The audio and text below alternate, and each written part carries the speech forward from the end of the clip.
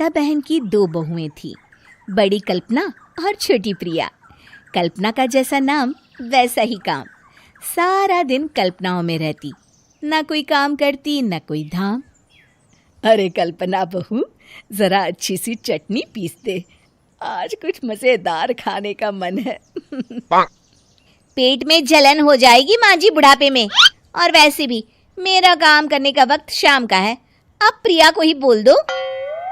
इतना कहकर कल्पना वहां से चली जाती है। कांता कल्पना के ऐसे रवैये से काफी परेशान रहती हैं। मैं बना देती हूँ माँ चटनी, ऐसा बोलकर प्रिया माँ को चटनी बनाकर प्लेट में खाने को देती है कि तभी वहां कल्पना आ जाती है। अरे वाह चटनी, जरा चख कर तो देखूं, बड़े दिन हो गए। अरे नहीं बहू, तू तो रहने ही दे चटनी खाना, पेट में जलन हो जाएगी।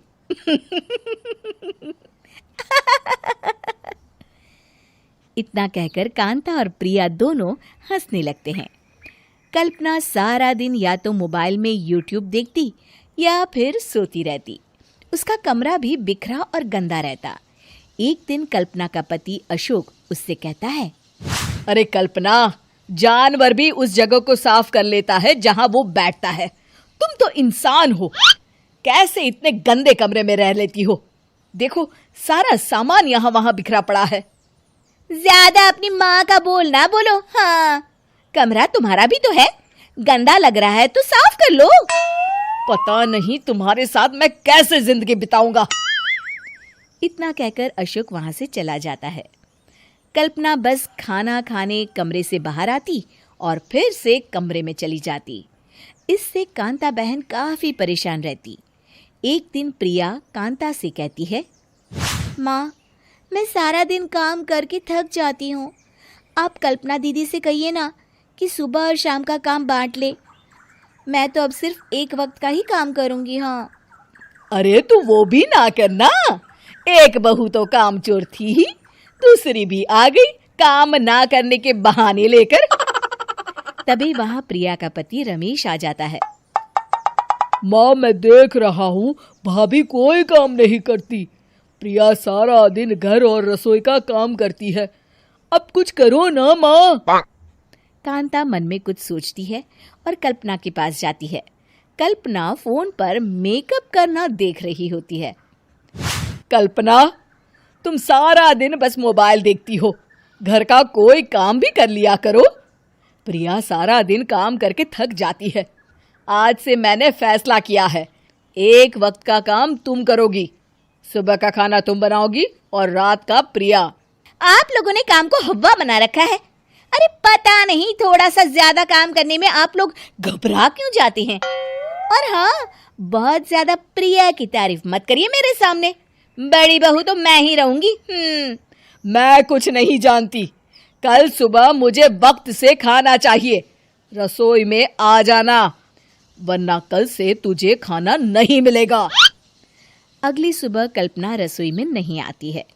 वो देर से सोकर उठती है और बाहर आकर कहती है, अरे भूख लगी है, आज खाने में क्या है? इतनी देर हो गई, आज किसी ने मुझे उठाया भी नहीं, पता नहीं कहाँ है सब। कल्पना को घर में कोई नहीं दिखता। वो रसोई की तरफ जाती है जहां बड़ा सा ताला लगा होता है। अरे रसोई में ताला! ओ, मैं तो भूल ही गई थी। माँ ने आज से सुबह का खाना मुझे बनाने को कहा था। हे भगवान, इतने लोगों का खाना बनाना क्या आसान है? तभी घर के सारे सदस्य बाहर से वापस आते हैं। वाह माँ जी, मजा आ गया छोले भटूरे खाकर।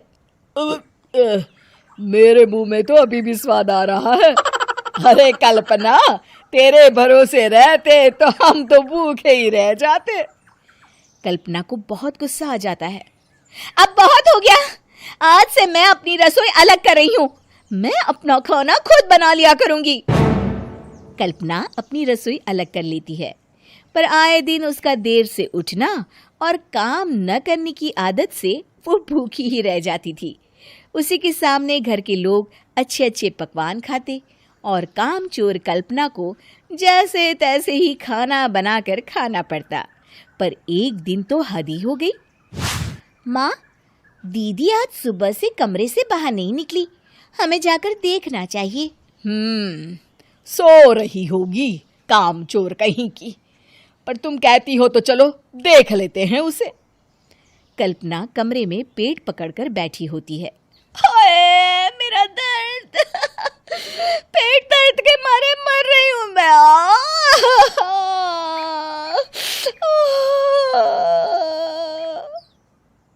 अरे दीदी क्या हुआ?